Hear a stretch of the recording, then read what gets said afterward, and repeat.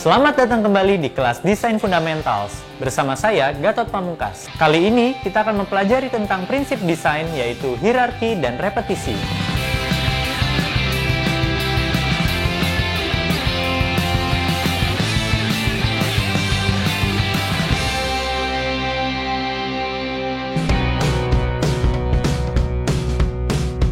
Hierarki visual adalah sebuah metode pengorganisasian elemen desain dalam suatu urutan kepentingan. Contoh sederhananya seperti ini.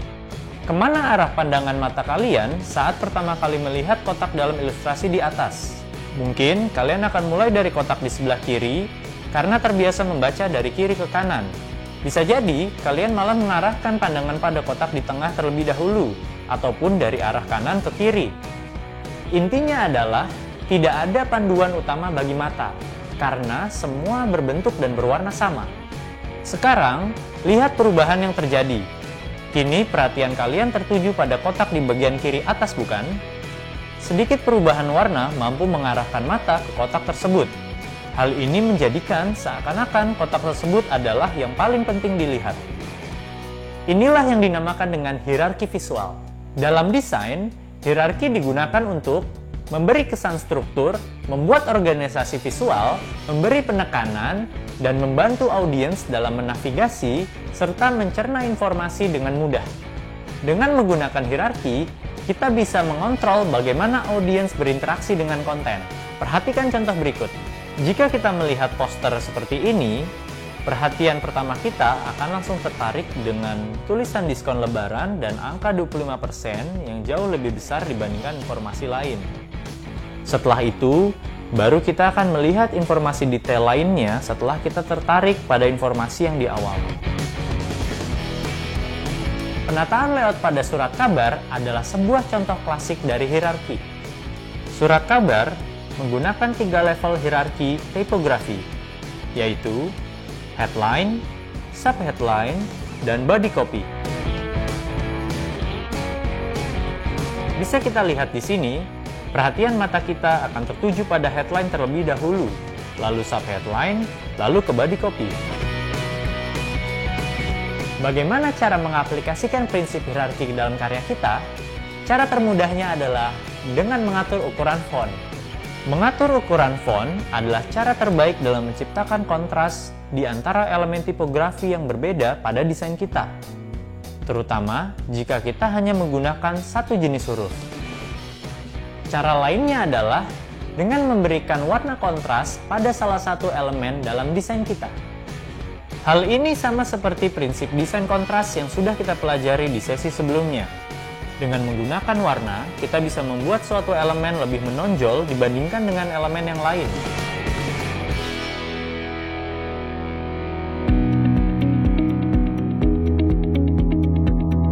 Prinsip desain terakhir yang kita pelajari adalah repetisi. Repetisi adalah penggunaan elemen yang sama atau serupa di seluruh desain. Pengulangan elemen visual yang dimaksud pada repetisi adalah sangat berbeda dengan pola atau pattern. Pola atau pattern lebih berkaitan dengan gaya visual dalam sebuah karya. Sedangkan repetisi digunakan untuk menciptakan rasa kesatuan visual dan konsistensi dalam seluruh karya yang kita buat. Bisa dikatakan bahwa repetisi dalam desain adalah semacam pencucian otak secara visual. Semakin sering kita melihat sesuatu, maka sesuatu tersebut akan menjadi semakin mudah kita kenali. Dan sudah menjadi sifat alami manusia untuk menemukan kenyamanan dan ketertarikan pada sesuatu yang sudah dikenali sebelumnya. Contoh penggunaan repetisi dalam desain banyak terdapat pada branding. Kalau kita perhatikan pada brand-brand yang sudah besar, akan ada penggunaan gaya grafis yang konsisten.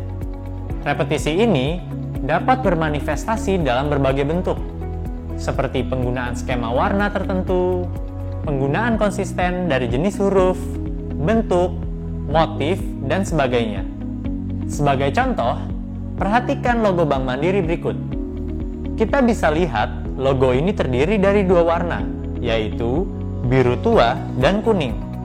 Jika diperhatikan lebih lanjut lagi, penggunaan warna ini sangat dominan di web resmi dari Bank Mandiri. Tidak cuma itu saja, perhatikan ATM Bank Mandiri ini. kantor cabang, suasana interior kantor cabang, bahkan pada aplikasi mobile banking. Semua hal ini bertujuan agar pada saat kita melihat kombinasi warna biru tua dan juga kuning, kita akan langsung mengingatnya sebagai Bank Mandiri. Semua ini dilakukan bukan secara kebetulan. Ini adalah desain yang dirancang dengan penuh perencanaan untuk memberikan tampilan yang mudah dikenali dan mudah dipahami.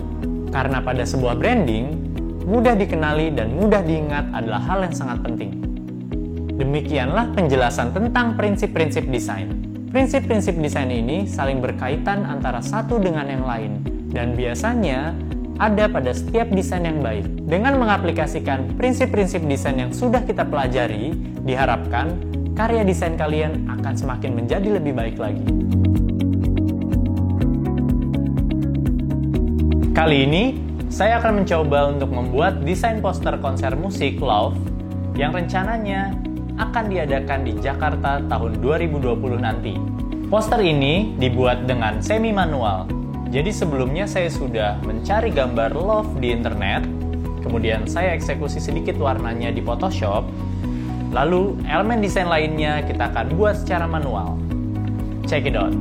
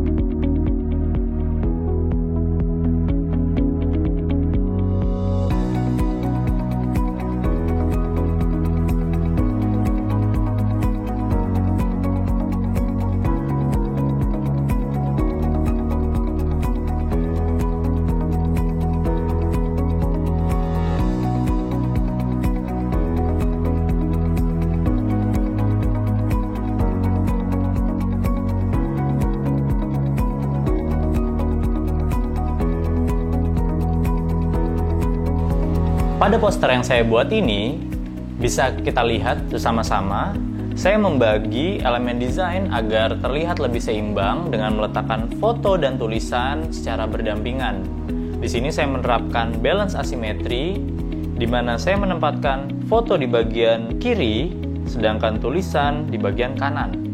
Secara hierarki, pada poster ini saya mencoba untuk mengarahkan audiens untuk lebih dahulu tertarik dengan gambar Love yang saya buat lebih besar dibandingkan dengan elemen lain, baru audiens akan terarahkan untuk membaca tulisan informasi dari detail konser tersebut.